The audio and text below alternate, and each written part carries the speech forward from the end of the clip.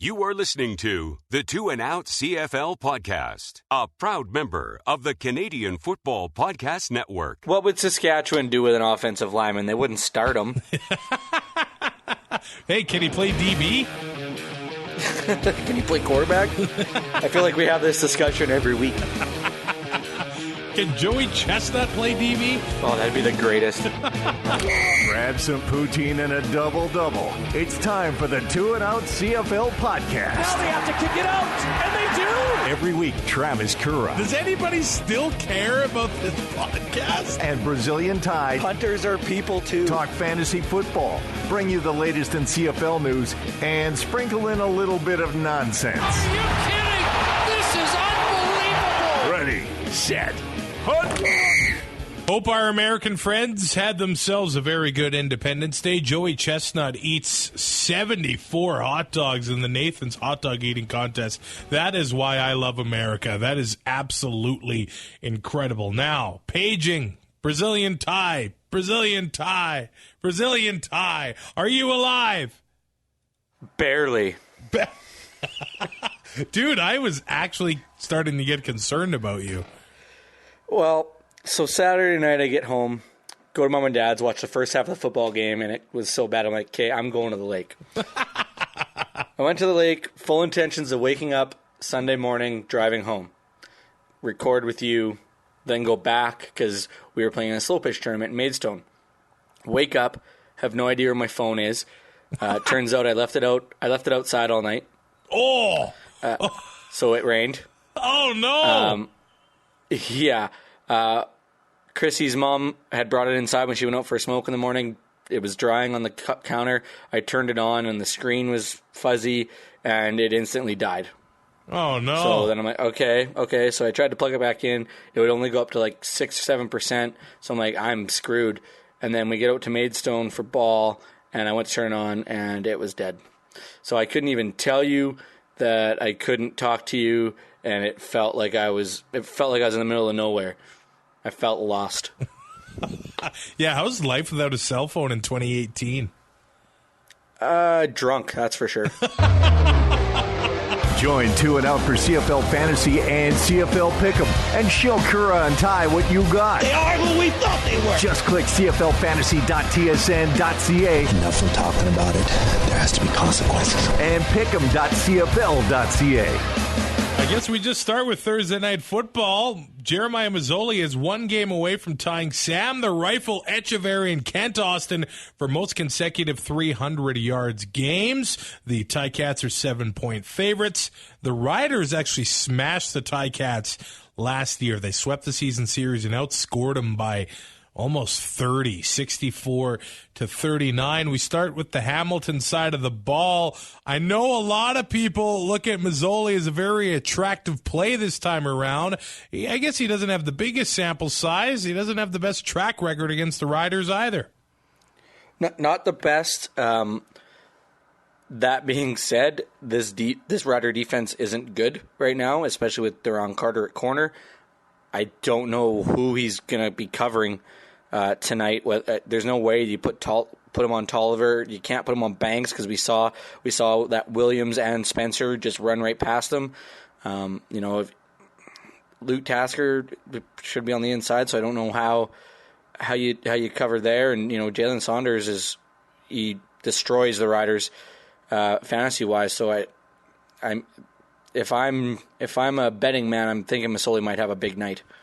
So far, the Riders have the fourth worst pass defense as far as yards allowed, but they have the best rush defense in the league. And we saw late last week, the Riders actually moved Ed Gainey out to corner. It was almost like they were trying to hide Duron Carter a little bit. We'll get to the Riders side of the ball. Can you blame them? Yeah, I can't blame them. We'll talk about the Riders soon enough. But the Ticats here, I don't know if I like any of their running backs because of that Rough Rider rush defense. There's no denying how good they are. Timmis last week, if he didn't have the 2 touchdowns, you're like, well, that's a waste on my CFL fantasy roster. So far this season, it kind of seems you need a Timmis touchdown. Now, They're listed on the depth chart. John White is there. Timmis is there. Whitlock is there. Thomas Erlington is there. I don't know if I really trust having any of the Ticat running backs. They could blow up and get you, some touchdowns, get you some points, but I don't know if the floor is really there. Well, Nikita Whitlock was listed as a starter last week and got 0 points. Yeah. Yeah. So there's that. Mercer Timmis is now tied with Mike Riley for the rushing touchdown lead. So there is something to be said about that. I know they're not the prettiest runs, and they used them in a lot of situations that benefited him. 27.7. 2 weeks ago, only 13.3 last week. And like you said, 2 touchdowns, so it would have been 1.3 without those. That defensive front for Saskatchewan is to be feared. And that being said, at $3,000, Mercer Timmis might get you 12 points. At the same time, he might get you nothing. I don't know which defense is going to show up. The problem is that pass defense isn't the greatest. So if they can pass the ball and get a lead, a big enough lead where they can just pound the rock, there's a chance that they could put up numbers. So is this right? Terrence Tolliver averages almost 25 points against the Rough Riders. Terrence Tolliver has played only 1 game against Saskatchewan in the last 3 years, so it is a small sample size. However, he did score 24.9 points in that game. And he averages 16, so... Yeah, and he's really coming into his own. It's kind of similar to Eric Rogers, I would say. Tolliver got his touchdown last year, and it looks like he's only getting more and more targets from Mazzoli. Oh, for sure. And you look at it, Eric Rogers didn't really play last year. Tolliver played, 1 quarter? 1 snap, I think. It takes a little time to get back into the rhythm of things, and it looks like he's starting to get there, if not already there. So at under $6,000, it might not be a bad play. Brandon Banks is a very popular pick this week, but he's going to cost you over $8,200. He actually only does average just over 11 points against the Riders, but we saw last week that he was back returning kicks as well, and he might be doing that again. Judging by how many running backs that the Tiger Cats are dressing, maybe they are going to have Banks back on returns against this year. He is a popular pick. He is going to cost you as well. I have him in my lineup, which probably means don't pick him. Yeah, that's a safe bet. much like my pick'em last week. Like if you picked against me, you had a decent week. So I had Marcus Thigpen last week. If he would have had that 80-yard touchdown, hell yeah. Shaq Johnson, I had him for the Lions, dropped a massive play against the Eskimos as well. So we can now call it the Currah Curse. It's brutal. I look at numbers and I'm like, okay, well, historically this guy's had a good game. Then he goes out and lays an egg. So it's 6 and 1, half a dozen the other. I'm just going to blame you, though. That's the easy way out, man. Yeah, that I'm sure that's what Taylor does as well. It's always your fault. I actually think that Tasker might be in tough a little bit working inside. Oh, with the linebackers that Saskatchewan's able to put out there, and they're still able to play a little bit of cover, he's going to have to work hard to get his catches, that's for sure. He does have no fear, and I like that about him. Yeah, I don't know how you cut across the middle consistently every week and still are able to play with the consistency that he does. It's amazing.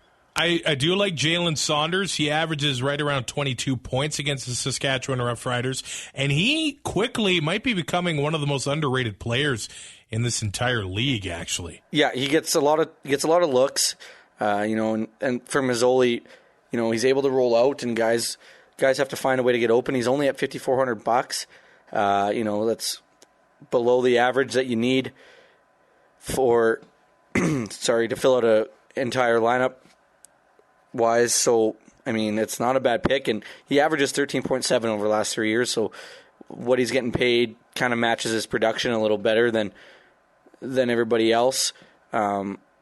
That being said, Mazzoli has so many options. It's kind of turning into the Bo Levi Mitchell effect, where you don't know who's going to get those targets each week. Do you like picking the Jerry Glanville defense here? Oh, I would almost pick any defense against Saskatchewan at this point.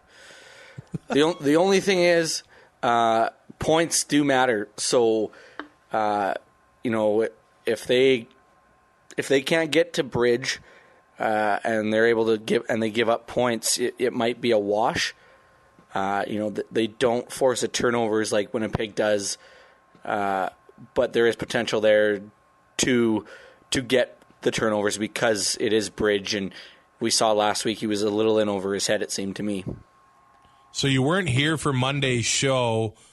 Do you have anything you need to get off your chest after Saturday's loss against Montreal? Oh, do I ever. So I get to the lake, and it's a fish fry. And a couple of my buddies love football. Not really big fans of the CFL, but they know that we do this. And well, they love NFL football and college. They're just not big fans of CFL, but they entertained it, and we talked about it. Do you know how many offensive linemen Chris Jones dressed on Saturday night? Well, it was probably 5. Yep, that was it. You know who the backup was? Oh, I actually don't know. Eddie Steele. Like, are you kidding? You only dress 5 offensive linemen. You're setting yourself up for failure. Duron Carter at corner. You had all offseason to address this. Didn't do it. Messam. You brought him in, paid him all that money, scratched. What is happening right now in Saskatchewan? I don't get it. It's embarrassing. I honestly believe in my heart of hearts that me and you could do a better job being the GM of this team. I have no idea what Jones is. How do you only dress 5 offensive linemen? How does I get 6, 6 would be 6 or 7. Yes, I think that almost every team does that. Sure, you have one guy that can play either guard position and maybe another guy that can play either tackle position. And one of those guys can play center if need be. But to only dress 5 and then have Eddie Steele as your backup offensive lineman, give me a break. That is embarrassing for Saskatchewan Roughriders. Absolutely embarrassing. To contrast, the Tiger Cats for this game against Saskatchewan have dressed 9 offensive linemen. Yeah, it is so easy for an offensive lineman to get hurt.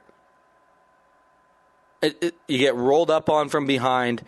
It doesn't take much to step on the guy beside you, step on his ankle, and either hurt him or you roll your own. It's such a physical position. There's no way that you should only be starting 5.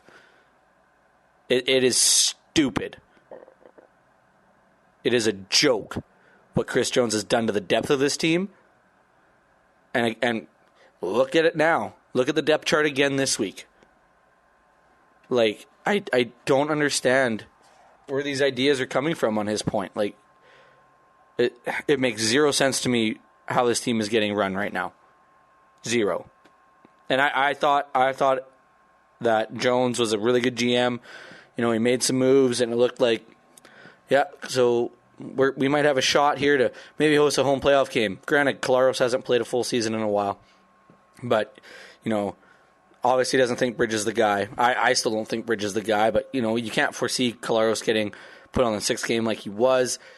And just the lack of depth, and that being said, Canadian depth on this team, it is disgusting.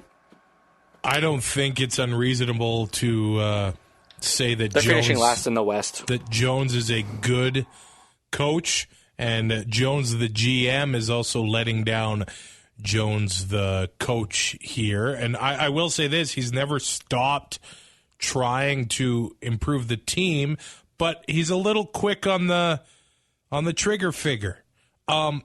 Travis Bond gets cut, and Harrison, who comes in at right guard because he apparently outplayed Travis Bond, is now not even on the roster.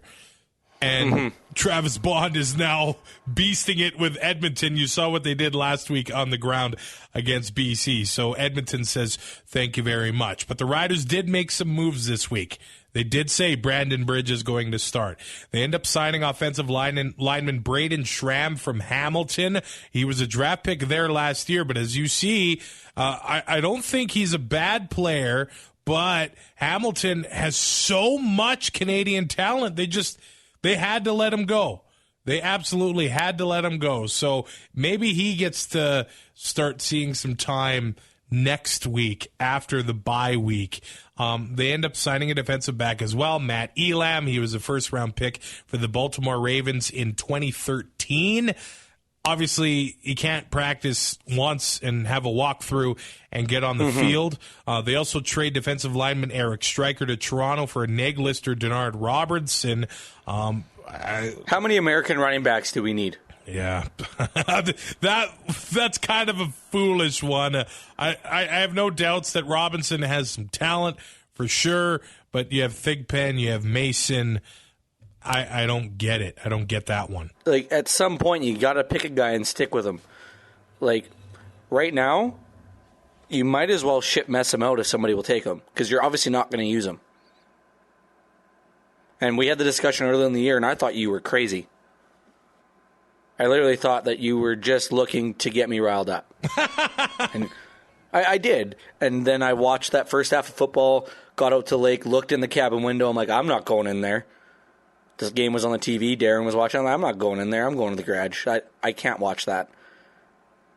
And they keep bringing these guys in. And I get it's a physical game and you need that depth, but at some point, they got to figure this out. Granted, by the looks of things, they're going to have 6 offensive linemen, so still a little thin. And then I'm assuming Messam's going to be scratched, and one of the middle linebackers,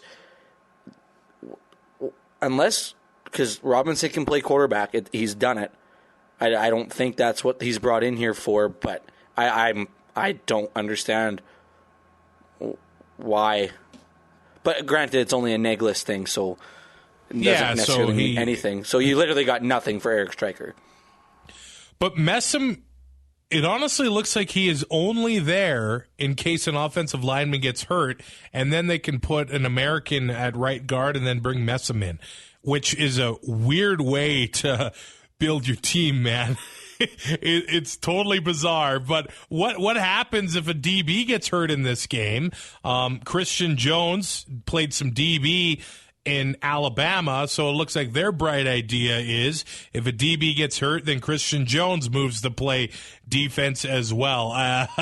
It is a delicate situation. If they have an injury at O-line or DB, they've been pretty lucky when it comes to injuries so far, other than Zach Caleros and Nick Marshall, but any more injuries and they're in deep trouble. I can't even call Montreal a dumpster fire anymore after this past week and what I see in the depth chart right now. Things are not good in Saskatchewan. I took them to finish 4th. Like I didn't know how much they would really be improved, and I don't have a lot of faith or trust in Chris Jones. And it's starting to rear its ugly head now. I honestly believe that they might only win a handful of games. Again, they're taking a step back this year, and it's all on Chris Jones' shoulder because of the lack of depth. Well, it's year 3 of the rebuild, and they have definitely regressed from year 2. Let's go through the Riders really quickly here. We spent a lot of time on them. I think there are 3 players you might want on your team, maybe 4. Would you start Brandon Bridge? No. It's not even up for discussion for me. Hamilton's defense is pretty good, and Bridge looked to be in over his head and looked like he was not ready to be a starting quarterback in this league. I just playing around with lineups. I had Bridge in one, and then you really think about it. If he falters at all, they're just going to throw you Watford 3 in points. There. So, yeah. As much as I like the price tag at $5,300, if he gets yanked after throwing 1 or 2 interceptions, then they're just going to throw Watford in there, and then it's just a wasted pick there. I think Thigpen. You might as well put Watford in your lineup and hope Pedro gets pulled. Or is that too mean? But on the other hand, he could go off in this game. I'm not saying that is not in the realm of possibility.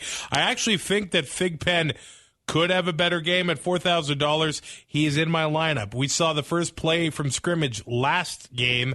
They tried to hit him on an 80-yard bomb. If that connects, the game probably goes completely different. Naaman Roosevelt does Naaman Roosevelt things. He averages just over 18 points against the Tiger Cats. And Caleb Hawley averages just under 14 points. So maybe some nice options. I would probably leave the Rider defense alone at $4,900, though. Yeah, like the only thing they seem to do is be able to stop the run. Yeah. And all Masoli has to do is get out of the pocket. Let's face it, Saskatchewan's defense can get pressure against almost any O-line in this league. We haven't seen them play Winnipeg yet, so we'll see what happens there later on in the season. But if Masoli gets outside the pocket, he's going to have time to find guys. And the receivers that he has, they can put up... Yards don't count against you in fantasy. It's the points that the team puts up. And Masoli is an elusive quarterback, so the sack number might not be there. I think they'll be hard-pressed to get turnovers against the Hamilton offense, and I think they're going to give up a lot of points considering what Hamilton averages on the road. So I'd stay far, far away, especially at the price tag they're at. Well, and I think teams game planned for Duron Carter when he was on offense, but that worked out to the Riders' advantage because then it opens up space for Roosevelt and it opens up space for Hawley and guys like that. Now they're game planning against him on defense, but for a completely different reason. And he's the new Marcel Young. Basically, he's in just as tough as he was last week against Brandon Banks, and it's going to be a chirping battle between those two. It's going to be fun to watch. Mazzoli protects the ball for the most part, but who do you pick? I got to take Hamilton. They average 28.3 points on the road. They're first with just under 350 passing yards a game, third with 121 rushing yards a game, and they have over 1,300 total yards, and that's first in the league. And it's Saskatchewan right now. I just have no faith. I'm going to go Riders here for the upset. I got 10% confidence here on pick'em.cfl.ca. They have to. I go all in every time. You every time, eh?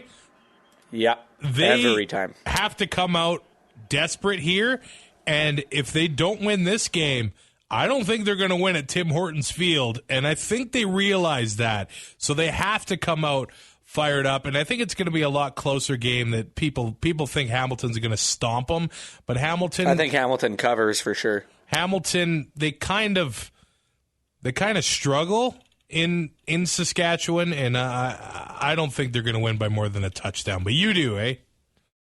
Yeah, I just think that their offense compared to the Saskatchewan defense right now is miles ahead, especially with the pass game.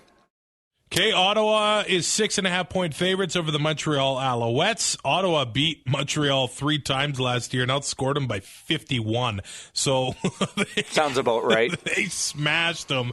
The Red Blacks are going to be without Kyrie Zebert due to suspension after his hit on Davaris Daniels last week. So maybe that opens up for Tyrell Sutton a little bit. But Trevor Harris, he is $8,600. Maybe is the best value pick for the quarterbacks this week. But if you take a look at things, the Alouettes are top 4 when it comes to pass defense this year. So it's not that much of a slam dunk. However, they've given up the most passing touchdowns in the league. So you give and take a little bit there. Like you said, they're giving up the most.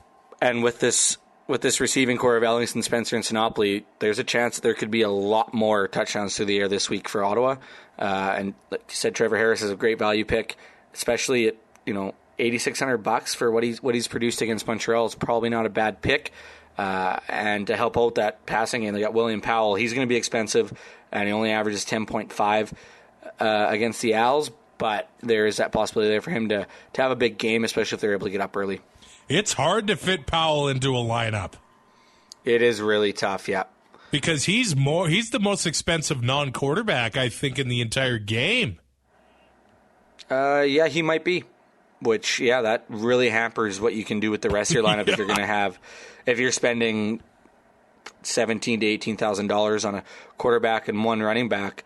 It's pretty tough to fill out the rest of your lineup with guys who are going to produce.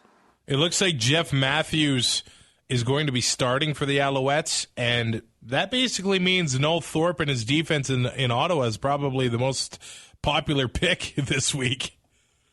And at only $3,300. Yeah, they're cheap.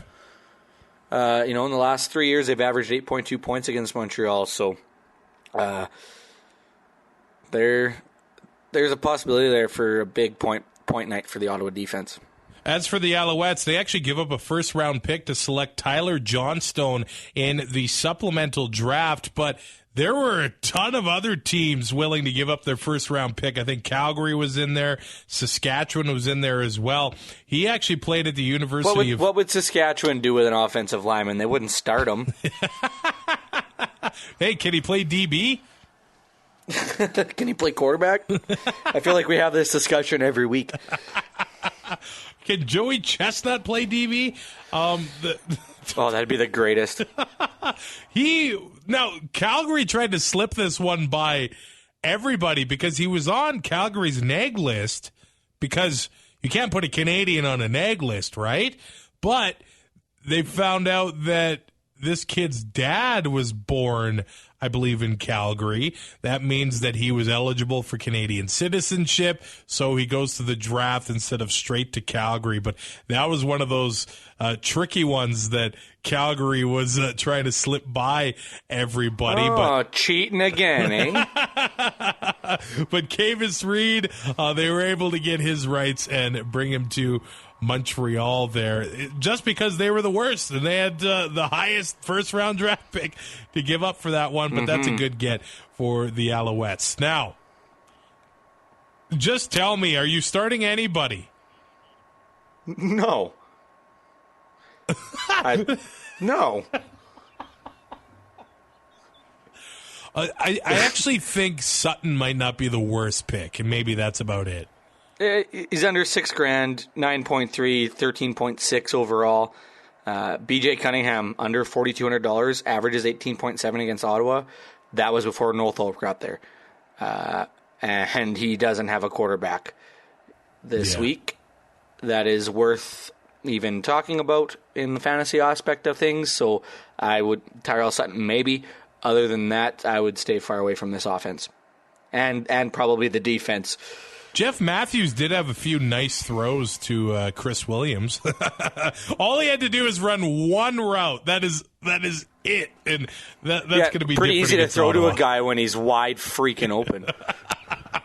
You picking Ottawa?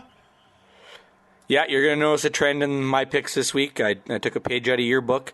Montreal allows 29.9 at home, and have only won 3 games at home since 2015.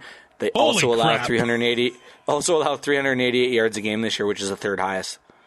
So I think Ottawa comes out flying and puts up the points. The Eskies are 5-point favorites over the Toronto Argonauts. They split the season series last year. They were very closely matched, these teams. Toronto outscored Edmonton 61-56. Here is CJ Gable talking about whether he thinks the offense fires on more cylinders and is more complete when he's in the lineup. I don't feel like I'm the biggest part of it. I just do me. Just make sure I get my blocks for him, and so Mike can make the plays. But I just bring my physicality to the game. I just, whenever I get the opportunity to play, opportunity to get the ball, I just go hard. And I guess sometimes they feed off that, and I make sure that when I get my blocks right, I make sure Mike can get it off. So everything will be complete. So I feel like I can come in a little bit, contribute, but I don't think I'm the biggest part of everything. CJ Gable, just way too humble, man. Come on. And he is so good. He is so good, and I think he might have a good week. So the Argos, they release Khalil Bass. Bear Woods is hurt. Taylor Reed is hurt.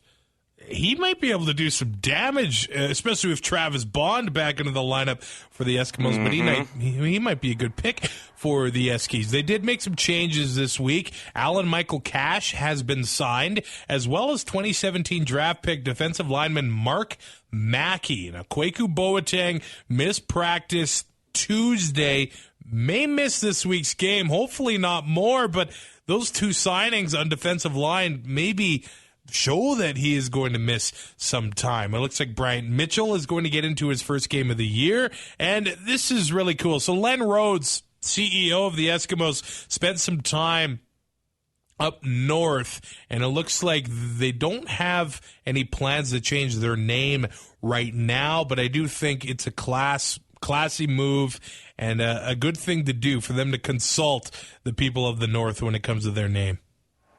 I think that's huge for him to go up there, and it's reaching out, and giving them a voice. It's hard for me to be anything but indifferent on this situation because I am not Inuit. I am not from Northern Canada. Yeah, I don't believe that the word Eskimo can offend me. I don't think I have I just don't think that I have.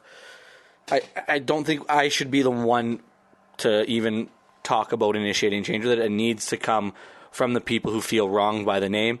At this time, with reaching out and the discussions that are going on, nothing's going to change for now. That could change in the future, but I just don't think that we're in the right demographic to try to force change. I think it needs to come from the people who may feel wronged by it.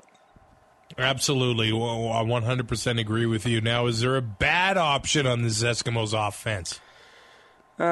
Duke Williams only averages 5 points, but, I mean, he averages 18.9 against everybody else. How many times has Duke played Toronto? Twice, the 2 games last year. But, I mean, you got Mike Riley, as usual, 14,000.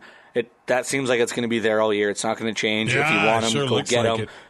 If you want to go get him and then, deal with the rest of your lineup not being as good, unless you can find some gems, which we hope we help with. CJ Gable, 15.5. Darrell Walker, 17.5. Bryant Mitchell at 11.5.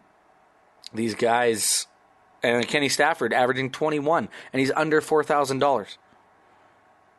Averaging 21 points against the Toronto Argonauts. So, that being said, there are options, and I don't know if there's a bad one. Just keep your eye on if Bryant Mitchell's going to be in or not. Duke Williams, I think, is a safe bet and is under 5,000. And even the defense at 3,400, I think, is a good pick this week as well. And now that Duke is playing inside, he played wide last year, so he's playing a different position so far. And he is second in the league in targets, I think, right behind Brandon Banks. So the guy's going to have a big year. Him and Walker are 1-2 in receiving yards. So, I mean, this offense picked up right where it left off. As for Toronto, we go to James Franklin talking about whether it's an advantage or a disadvantage having his first start against the team he practiced against for 3 years. I mean, it's good and bad. That's, some would say that it's a benefit that I've kind of had to go against the defense or see the defense the last 3 years. But at the same time, I mean, it's still practice. It's not live. All the players know practice is a little bit different than a game. The biggest reason being because you can actually tackle and get hit and things like that. So, it's kind of funny how it works out that it is my first start, but I don't think it's necessarily an advantage, and I don't think it's a disadvantage. I think it's just it is how it is, and when we go out there and play, I know some people will probably say that if I do well, it's, oh yeah, well, he's had some experience, or if I do bad, it's like, oh no, that didn't help at all. So I think just going into it, I'm excited to see a lot of the guys and then get to play against them. I know that they'll definitely be giving me a hard time out there, and especially Mondo. He always would joke around in practice and say, that's a sack, Frank, and I always say, no, I'll break that tackle, but unfortunately now I'm going to have to try and prove that if he gets a hold of me. But no, I'm excited for it, and I think that whatever happens is going to happen. I don't think it's an advantage or disadvantage that I was with him for the last few years. Now, a couple things here. I think this kid may have learned a few things from Mike Riley when it comes to interviews. And we've talked about the Argos struggling with having somebody to market. And I love Ricky Ray. I think everybody loves Ricky Ray, but he's such a even-keeled, humble guy.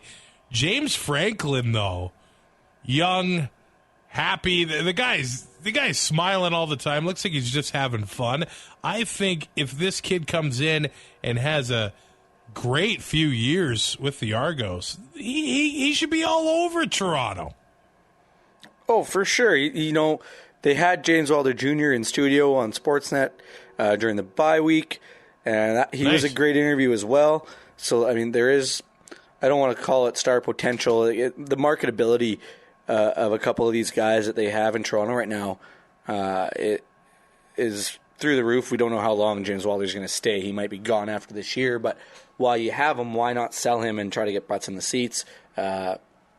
Granted, it was better than it was last year, but you want to make sure you want to keep people coming back, and to have those players that are sellable are huge. Now, I guess all of these players on Toronto had good years against Edmonton, and they have good games against Edmonton. They did end up releasing wide receiver Brian Timms and linebacker Khalil Bass, but James Wilder Jr. averages almost 39 points against the Eskimos. Small sample size. It's only one game. But he had a big one. he had a big one, yeah. That was a big week last week. And then you got Martese Jackson, who's half the cost. Returning, most of his points are going to come, spelling James Wilder and, getting the return yards. So, I mean, if you need a value play in a flex spot because you've spent too much money, that might be one for you. If you've got the little bit of wiggle room, and their two top receivers are pretty cheap. $5,800 for S.J. Green, $3,500 for Monty Edwards. S.J. Green in 2 games against Saskatchewan, just under 24 points. Armani Edwards about 17.6. So those are definitely guys you can look at. They don't have the guy that really stretches the field. But with the new PPR rules, any catch is automatically worth at least 1 point. So these guys could put up some big fantasy point numbers catch-wise. Would you start James Franklin this week? $6,000. No. Nope. Not even a consideration. Nope. Not even up for discussion. It's his first start in a Mark Trestman offense. Granted, he throws a lot of high percentage passes. It's a whole new playbook, and I don't think he's had the time in that system to succeed quite yet. When he was here in Edmonton, not here in Edmonton, when he was in Edmonton, it was a little different. He had a lot of time behind Mike Riley, a lot of time in that same offense in practice. So when he did come in 2015, it wasn't as a plug and play, but he looked a lot more comfortable. I think this is going to be a little tough for James Franklin these first couple weeks. Coming off the bye last year, the Argos beat the Eskimos, and then coming off the second bye, the Argos crushed the BC Lions. It was the last game of the season, so I'm sure the Lions didn't, they were just playing their backups or whatever for that last one of the year. But I feel like having this bye week, Franklin might surprise people. I don't think he's gonna get absolutely smashed in this one. I can't really see that happening. He's got great coaches, obviously, around him. Mark Trestman, Ricky Ray is still there. Anthony Calvillo is there. The kid is set up for success. And I'm not saying they're going to win this game, but I think he might have a nice game. And I think that James Wilder Jr. is going to have his breakout game of the season. So far, he's done nothing. But I think in this one against Edmonton's, let's face it, they got a bit of a suspect defensive line so far this year. The secondary's been able to kind of mask that in the past because of how good they were, and maybe even vice versa. But I think Wilder might have a big game. And at that price, if you feel the same way, you'd be foolish to not have him in your lineup. At that being said, though, we don't know when this guy's breakout game is, and if you can get him at this price point where he's not through the roof yet, you should be starting him every week, just in case. I've played with a few lineups, dude. I've put about 30 hours into lineups over the past 2 days, and I've got some with James Franklin in there, and it helps you. It helps other areas of your team. But either way, who are you picking? I'm taking the Eskimos second in pass yards per game, third in total offense, second in points. They average over 26 points on the road, while Toronto gives up the same at home, and I don't think Toronto's going to be able to run with them offensively. I'm picking Edmonton, but I think it might be a fun game. Winnipeg, 4-point favorites over the BC Lions. I guess speaking of fun games, these two teams of the past 2 years have put on some shows. So the Lions beat the Bombers last year in the season series 2-1. They outscored them 101-95. Are you kidding me? It doesn't get much closer. It literally could only be 3 points closer. Marcel Young was targeted last week against Edmonton for the BC Lions. Part of that is because the Eskimos know Marcel Young. He was an Eskimo, so that had to be their game plan. They saw it firsthand. They were crushing Marcel. Now, could Winnipeg do the same? Who really knows here? Winston Rose might be replacing Marcel Young at that spot. Now, the Bombers give up a lot of yards. They have the league's second worst pass defense, 302 yards a game. I don't know if Jonathan Jennings is a bad pick here, man.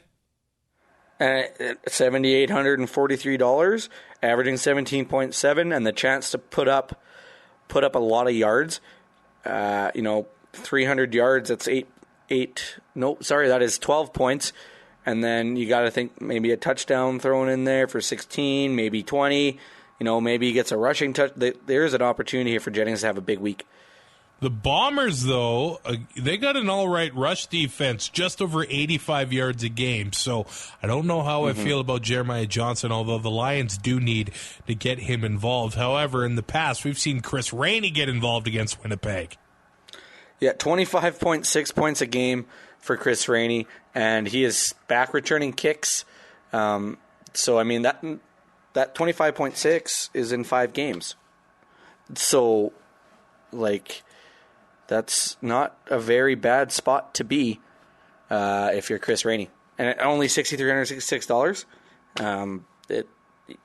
he doesn't take. He's been taking Jeremiah Johnson's not getting the carries he was, and Chris Rainey is the higher priced option. He's getting a little bit of carries, he's getting some rush yards, but a lot of it's coming on returns, and their return team has been pretty good in front of him so far. Manny Arsenault and Brian Burnham, they're both nice options here against the Bombers secondary, I think. As for Winnipeg, Matt Nichols was back at practice. He took reps with the ones on Wednesday. Chris Streveler did, though, as well. O'Shea, of course, would not name a starting quarterback. If I'm a betting man, I am going with Matt Nichols here. See, and I go with Streveler. Really? Yeah. Why? I just think that the dual threat that he is maybe he finds maybe he has one more game where it's somewhat of a breakout and they get back to 500. If not, well then Matt Nichols is your guy going forward. But I know you're not supposed to lose your job to injury, but if the one guy is better that come in, there's no reason that he shouldn't be given or be able to keep the job. That being said, there's now 3 weeks of film on Chris Streveler. Might be a little harder for him to have a big game, but he has been averaging 24.4 points. He's under $7,000. But at the same time, knowing Mike O'Shea, I wouldn't be surprised if Nichols gets in there, but I would start Streveler one more time. I might not start either quarterback if you're not certain. Yeah, no, and you don't want to be left having to pick your quarterback on depth chart day when it comes out, because you might lose out on who you actually wanted. So make that decision early. And if O'Shea's not going to name a starting quarterback, I would stay away just because of the uncertainty.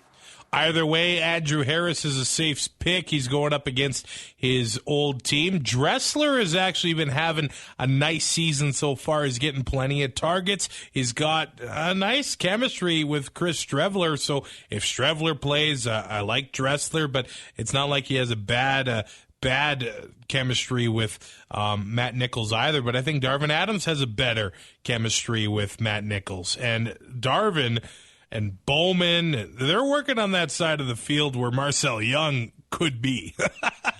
Maybe he's the guy that everybody picks on now. Well, after last week, I don't know how you put Marcel Young back out there against Dembski, Dressler, and Bowman and Darvin Adams. Like, any one of these picks could get you 15 points. Granted, Darvin Adams or Darius Bowman probably your better options. Dressler and Nick Dembski more of your end-around possession, short yard guys. But there is opportunity there for them to have some big games. Who are you picking to win? Well, I don't know if you figured out my trend yet. I did. Well, then I won't let you ruin it. I'll say it. I'm taking the Lions. Winnipeg gives up over 26 points at home. Defense is obviously susceptible to being exploited because of they try to ball hawk and they make plays on the ball instead of letting a guy catch it and make the tackle and keep the ball in front of you.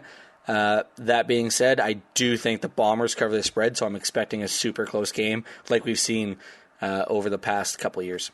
Going Bombers here. That home field advantage, I think, could rattle the BC Lions here. So I have to go with Winnipeg. And if Nichols gets back in there, you got to assume he's good to go. I know he's your favorite quarterback in the league. So I'm going for Winnipeg. Very quickly, run through your lineup. Trevor Harris, James Wilder Jr., Chris Rainey, hoping for some return yards and maybe a touchdown. S.J. Green, somebody's going to have to bail out James Franklin. Terrence Tolliver, huge target. Red Blacks defense. And because I didn't have a lot of money left, I had to get Caleb Hawley in there with $132 to spare. All right. Right now, my lineup is Trevor Harris, Brandon Banks. This is susceptible to change, of course. It has changed 40 times since this morning. I only got 4 texts, so. Trevor Harris, Brandon Banks, Duke Williams, Brad Sinopoli, Andrew Harris, Marcus Thigpen, and the Ottawa defense. Now, I don't know. If I liked when I got Brandon Bridge in there because I could get Greg Ellingson in there as well. So I don't think I have the guts to do it, though. How much money you got left over? I have $664. That's almost a whole nother player. Yeah, I know, but I don't like anybody.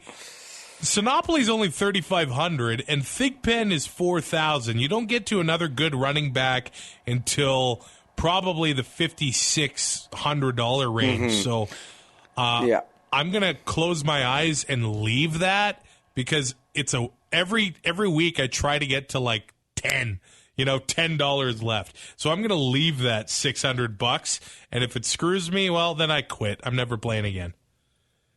Yeah, I expect at least 4 or 5 text messages from you tomorrow giving me your different lineups, and then it'll be totally different come game time when I get back to the hotel. Yeah, and whatever lineup I settle on will put up 70 points, and I will snap and not have fun. Hey, all I'm saying is if all of my players and the defense hit what their average has been, I'm going to have over 150.